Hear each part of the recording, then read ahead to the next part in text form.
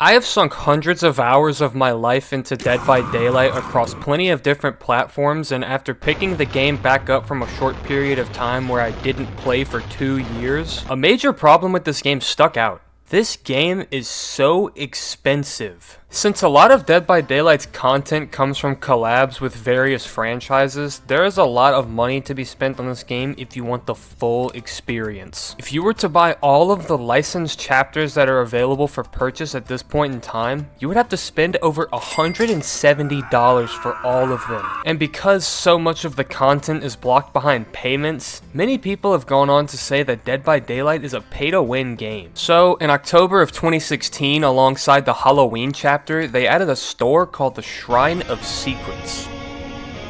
The way it works is that there is a weekly rotation of perks from all of the killers and survivors in the game. You get to pick from 2 survivor perks and 2 killer perks, which cost 2,000 iridescent shards each. This system is objectively great in the best possible way to give players access to paid content and is 100% awesome. I fucking hate this system. Now don't get me wrong, I think a system that gives players who either don't have the money for certain content or don't want to spend more money on the game is ultimately a good choice for live service games. But Behavior has implemented this system in such a piss-poor way that it seems like a joke. If you're an outsider looking in or you don't use the Shrine of Secrets, you're probably confused as to how I could hate this since it sounds like a net positive for the player base. But so far, after nearly 10 years with this same system, I think this system will only get worse from here with how it operates. My main issue with the Shrine of Secrets is that it is so obviously rigged. If you go to the wiki and you look at the Shrine of Secrets archive, you can see every shrine rotation that has ever happened. You can also see how many times each perk has been in rotation. Looking here is all you have to see to realize that the shrine has a clear bias towards free and original content as opposed to the licensed content. That's gotta be the case because that's the only reason I can think of as to why Calm Spirit, Botany Knowledge, and Agitation have been in the shrine almost 30 times now. It also doesn't help that with how the shrine is structured and running on a weekly rotation, you would swear that there are 5,000 fucking perks in the game. Because there are so many perks that could appear, you will find that you are likely never getting the one thing that you want. There has not been a single day where I get on Dead by Daylight and I'm excited to see what's happening in the Shrine of Secrets. Here's the average Shrine of Secrets experience for you. Say that you're trying to make a build, but you don't want to spend real money. Well, first off, you gotta get 2,000 iridescent shards, which will take you roughly 8 hours of gameplay according to some. Now, you just gotta wait for a week, which is 168 hours. Wait and hope that the one perk you want for your build will appear in the shrine and save you another week of waiting, or 2 weeks, or 3 weeks, or in many cases, a few months to years. Just waiting for one perk is such a time sink, and because the shrine sucks so hard, you're gonna end up doing one of 2 things. You're either just gonna spend those shards on the character outright, or if it was a licensed perk you were looking for, you'll just have to bite the bullet and spend money on the chapter. This system is literally designed to waste your time and encourage you to spend money on the game. It would be one thing if the shrine just sucked and didn't help like 99% of players, but it's another thing to know that it sucks and actively laugh in your player's face about it. So you know how earlier I brought up how Botany Knowledge, Calm Spirit, and Agitation have been in the shrine so many times? Well, before Botany Knowledge took over as the most common perk in rotation, it was actually Calm Spirit. Behavior acknowledged this, and in 2020, on April Fool's Day, the only perk in the shrine